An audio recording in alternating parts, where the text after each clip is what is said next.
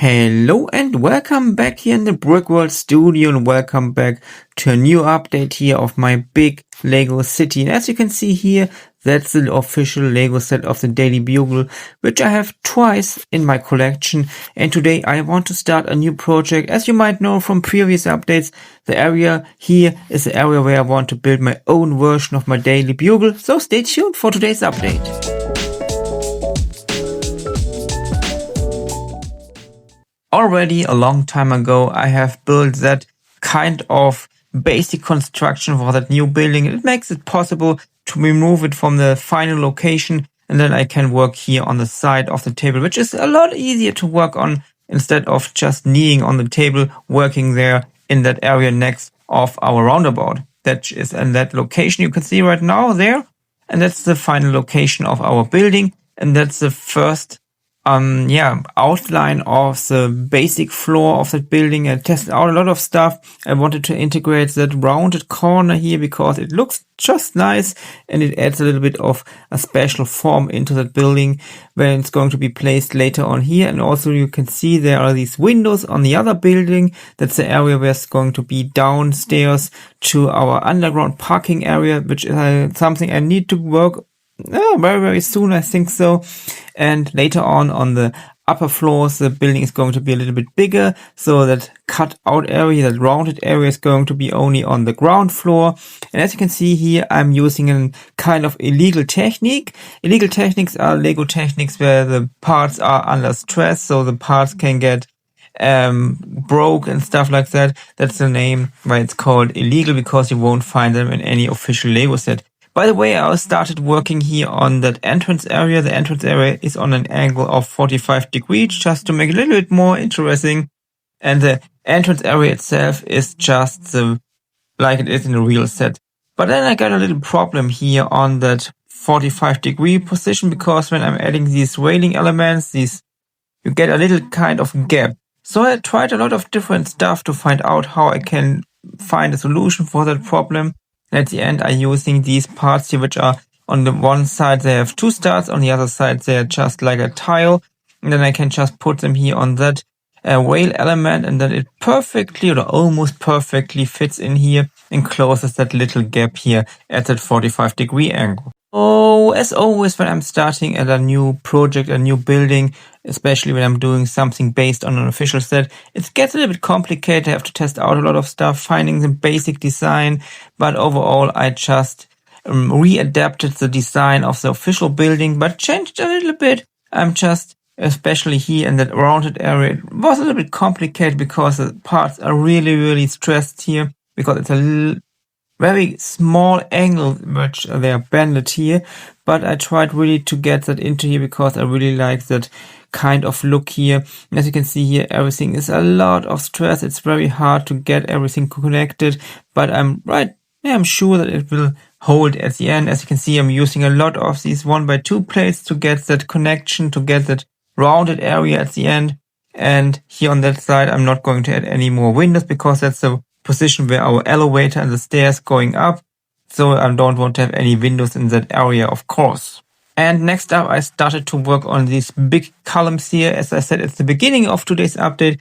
The lower area, the ground floor, is a little bit smaller, and the upper floors will be a little bit bigger. So I have to build up these columns here. So on the top of that ground floor and the next floor, the upper areas will go out here, and then it's just like a kind of hallway or gallery here under that building. And also it makes it everything a little bit more stable, because with that rounded corner, that rounded area here with a lot of stress, it really puts on stress on the whole building.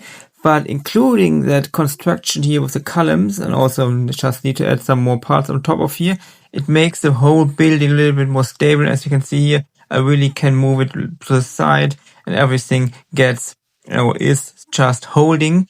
And that rounded area will also be on top of that entrance area, because we have that the building is going to be placed next to the roundabout. I really want to get that rounded area of the roundabout also on the building, because I just think it will look nice at the end. But for today, that's not the important part, because today mainly the basic construction of the ground floor is in focus. After placing all the tiles here on the ground and adding some minifigures and also one of these printed parts here from the official set, I found out, or I saw that it's a little bit too gray, so I added that little kind of area here with some plants in here. I also added a rounded part here on one of the sides, so we have that rounded area from the building also coming here to that little kind of pot here for the flowers, not flowers but the plants, and I think it looks quite nice. Especially I now added all these parts here of that area. It's very, very stable, but it's still a little bit of stress here.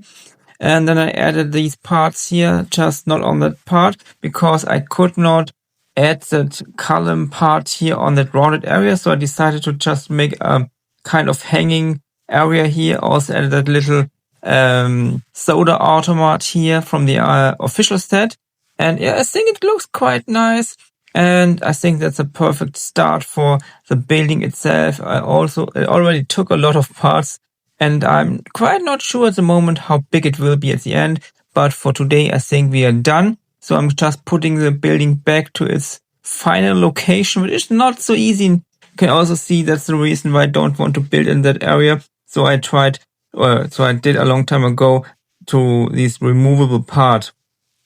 Now it's at the final location. It's not fully pushed down, so you can see that little tiles are a little bit higher than the other ones. That's just because the whole part is not completely put down on its final location. But already now we can see how that version of the Daily Bugle will fit into my city. As you can see here, the building on the left side where there's Deadpool and Wolverine fighting, which is already done, just fits perfectly here. As you can see, I have a little bit of a problem because I need to check out, because we have the red colors from the next building, because I did not have in mind that the other building will be a little bit higher on the ground area. But that's the final view for today's update. The Daily Bugle is going to be placed here. At the moment, I'm not quite sure how high it will be at the end, how many floors there will be, but I'm sure the building is going to be higher than the building on the left side. And that's the final look from the other side, going to the roundabout. And that's the first time that there are buildings on every side of the roundabout. Okay, they are not done, of course, but we can have a kind of look. We can see and feel a little bit how everything will look at the end when everything is done here in the roundabout area. And I think starting building that building here, the Daily Bugle, was very important, because it might be a little bit hard at the end. So stay tuned for future updates.